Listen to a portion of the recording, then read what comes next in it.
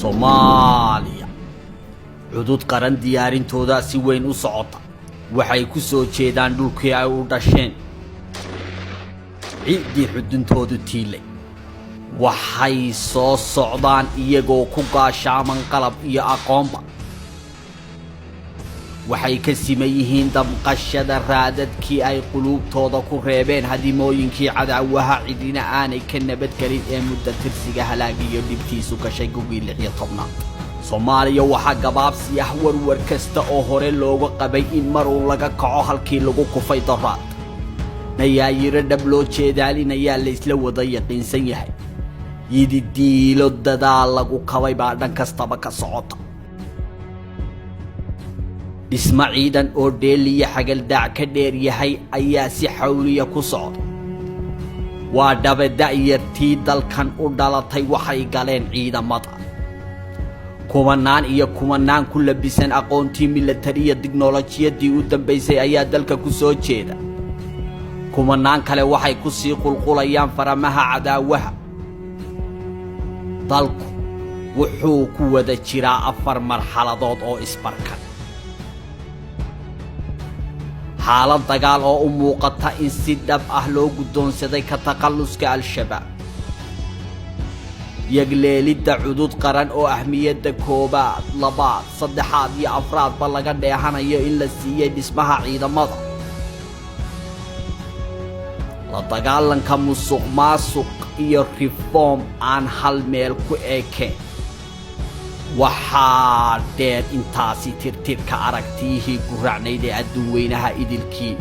ay ka wada haysteen Soomaaliya aan dhugane danka ciidamada si weyn ayaa shacabka Soomaaliyeed gudo iyo dibadba isha ugu haya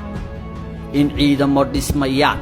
in da'yartii dugsiyada sare iyo jaamacadaha ka baxay xafiisyada ay ka doorbideen dirayska iyo ciidanimo in ciidamada xoogga uu hoggaanka u hayo Generaal Daawud Allah u naxariistay dabadeed generaalkii labaad ee ugu da'yara taariikhda ciidamada xoogga dalka waa Generaal Odaywaaye oo isagu waliba jaranjarada ciidanimada ka soo koray bilowgii halganka muddada dheer ee cadaawaha lagula soo jiray shacabku waxay kaloo ka dheregsan yihiin inay meesha ka baxday mushahar ciidan laga cunay iyo musuq halakeeyay oo ay taasi bedeshay ciidamo dhab u dhismaaya iyo mushaharaad ciidamada 100% loo kordhiyay waxay kaloo shacabku wada daawanayaan in faramaha cadaawaha guuro laga keeno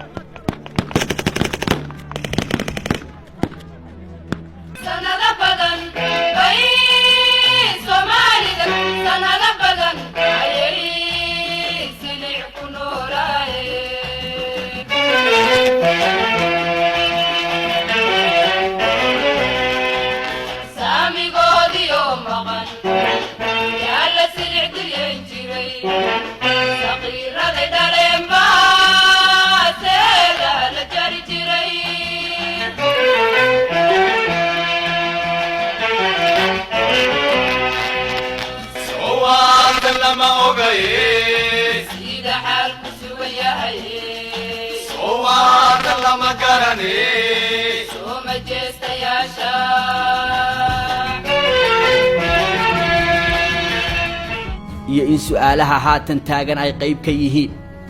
gobolladii dhexe goormee cadaawaha laga xoray ciidamada shisheeye intee ka hadhay sagootintooda qaraxyadii bilaha iyo toddobaadlaha ahaan jiray waa kuwan meesha ka sii baxayee dabadeed maxaa xigi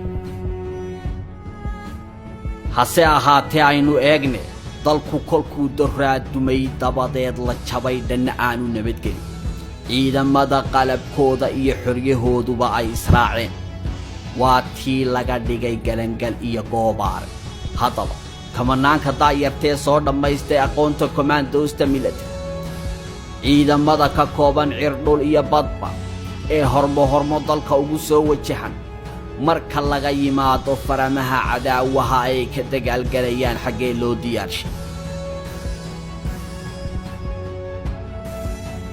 xeryihii dumay barkood la gatay kuwa kale la qaybsaday qaar kale shisheeyaha la siiyay dib ma loo soo celiyay mase la dhisay xeryahaas hawl baa taale maxaa diyaar u ah ciidamada iyaba waa su'aale xaggee bay degi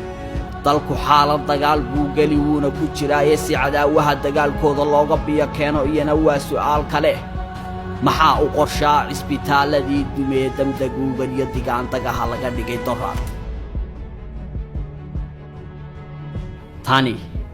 waa caasimadda ummadda Soomaaliyeed ee Muqdisho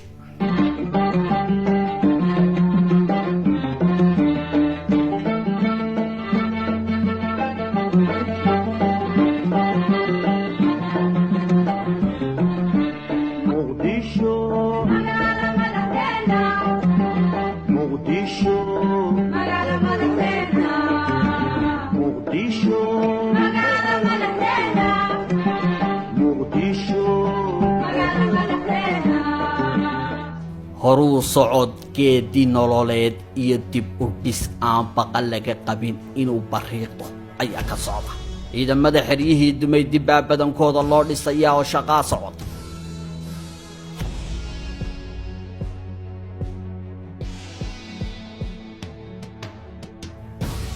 tani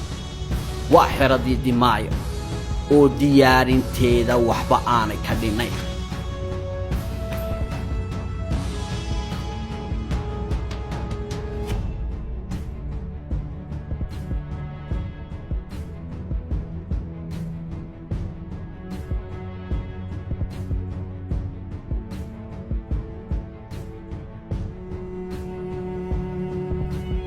ciidan li'idu waxay Soomaaliya batay magansiga shisheeyaha ugu xandhigashadii cadaawaha dalkoo baylah galay badiya beriba xanuunka iyo dhibaatadii cadaawaha oo iyana guri looga ilmeeyay